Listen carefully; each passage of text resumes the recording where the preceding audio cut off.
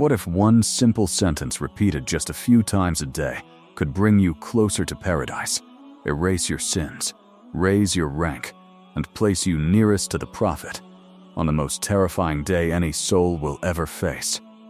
It sounds too simple to be true. But this is exactly what the Prophet Muhammad himself promised about Durood Sharif. And in this video, I'm going to walk you through every single one of these promises, one by one, with proof. So stay till the end, because the last part of this video might be the most important thing you hear all week. Assalamu alaikum, and welcome back to the channel. Today we're talking about one of the most powerful, yet most overlooked acts of worship in Islam, Durood Sharif, sending blessings upon the Prophet Muhammad. Many of us say it quickly, almost out of habit, without ever pausing to think about what's actually happening spiritually when we say it. We rush through it after prayer, or mumble it when we hear his name, and then move on with our day. But the Hadith of the Prophet, and the words of the greatest scholars of Islam, tell us that this small phrase carries a weight that is almost impossible to fully measure. So today, we're going to slow down. We're going to break apart exactly what happens spiritually, emotionally, and even practically in this worldly life when a person makes Durood a real, consistent part of their day. And I promise you, by the end of this video, you will not look at this simple act the same way again. Let's start from the beginning. Durood Sharif simply means sending peace and blessings upon Prophet Muhammad.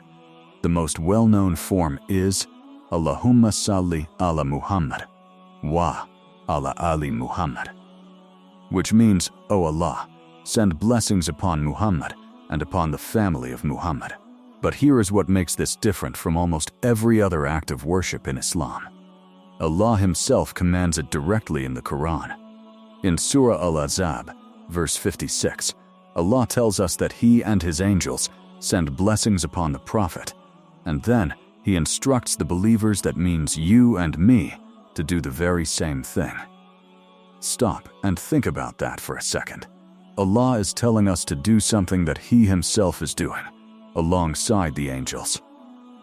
There is no other act of worship quite like this one, where the Creator links our small action directly to His own action and the action of the angels in the heavens. That alone should tell you how significant this is. Now here is where it becomes personal, and honestly, mathematically incredible. The Prophet said in an authentic hadith, "Whoever sends one blessing upon me, Allah will send 10 blessings upon him." Let that sink in. One Durood from you, 10 blessings return to you from Allah. Not 1 for 1, 10 for 1. Now imagine this in practice. Say it 10 times in a day, and that becomes 100 blessings entering your life from Allah. Say it 100 times, and you're looking at 1,000 blessings. Multiply that across a week, a month, a lifetime, and the number becomes something no human calculator could ever fully capture. This is not a small spiritual transaction happening in the background of your life. This is Allah, the most generous, rewarding His servant far, far beyond what they gave. Think about any investment you've ever made in your life, money, time, effort, and ask yourself, has anything ever returned to you at a 10 times rate, guaranteed, every single time, with zero risk? This is that opportunity, and it's sitting right in front of you, free of cost, available any hour of the day. But the reward doesn't stop at 10 blessings. In the continuation of that same narration, the Prophet mentioned 2 more outcomes. 10 sins are removed, and 10 ranks are raised, for the one who recites Durood upon him. This means Durood is not just an act of praise directed toward the Prophet. It becomes a means of purification for you, the one saying it. Every single time your tongue moves with Durood, somewhere in the unseen, your record is being lightened, and your standing before Allah is quietly being lifted, even in moments when you can't see or feel anything happening.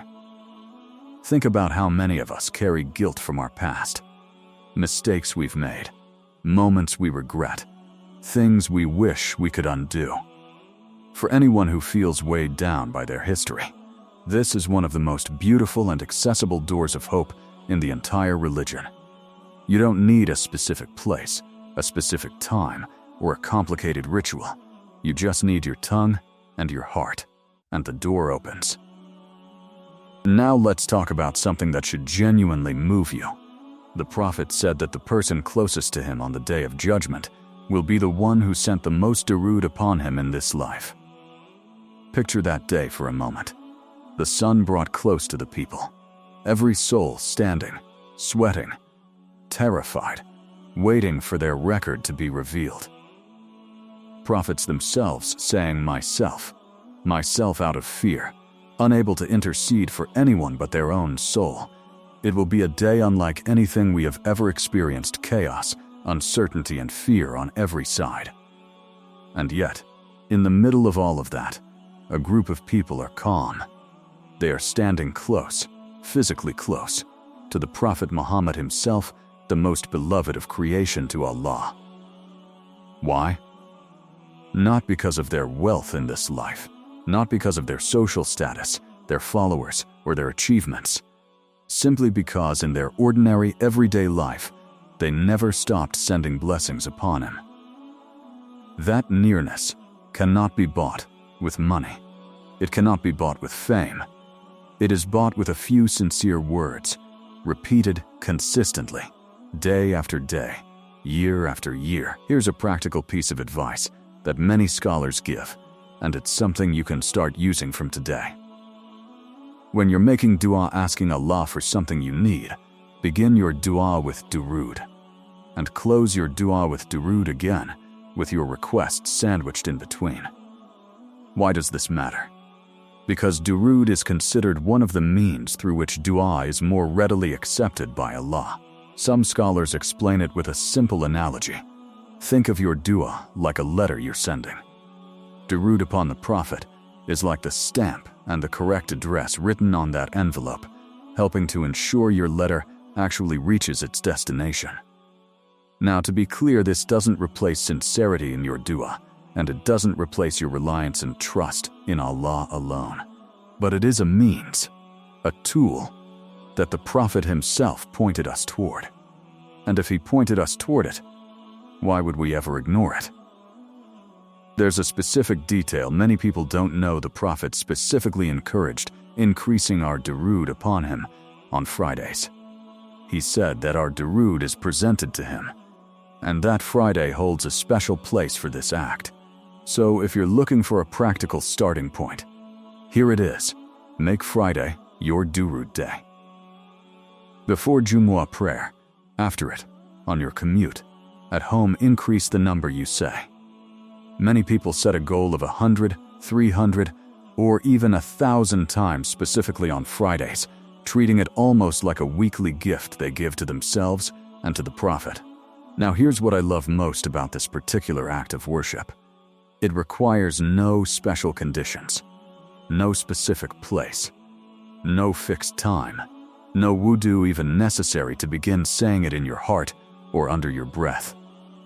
You can recite durood while walking to your car, while waiting in line at the grocery store, while driving to work, before you fall asleep at night, right after you finish your daily prayers, in that quiet minute before you get up from your prayer mat. It fits into the cracks of your day, the moments most of us waste scrolling on our phones or lost in random thoughts. Some people choose a small, specific daily number, 100, 300, 1,000, and slowly build it into a lifelong habit, almost like a spiritual workout they never skip. Others simply say it every time they hear the Prophet's name mentioned, which is actually a recommended practice in itself. Either way you choose to approach it, this is an act of worship that was built for real, busy, ordinary lives, not just for scholars, not just for those with hours of free time, but for you, exactly as your life is right now. So when you ask the question, what happens when you recite Durood Sharif many times? Here is the honest, complete answer. Your sins are lightened. Your ranks are raised. 10 blessings return to you from Allah for every single one you send. Your dua gains a stronger chance of acceptance. Your Fridays become spiritually heavier in the best possible way. And on the hardest, most terrifying day any soul will ever face, you are brought physically closer to the Prophet Muhammad himself. All of that from a sentence you can say in less than 5 seconds. If this video reminded you of something you had forgotten, I want you to do one thing before you scroll away or close this video. Recite Durood once, right now, wherever you are. Just once, then let it slowly become a habit that follows you for the rest of your life. If you found this beneficial, please subscribe for more reminders like this one, and share it with someone in your life who needs to hear it today, a parent, a sibling, a friend who's been feeling distant from their faith. May Allah make all of us among those who send abundant blessings upon His messenger, and among those brought close to Him on that day. Ameen.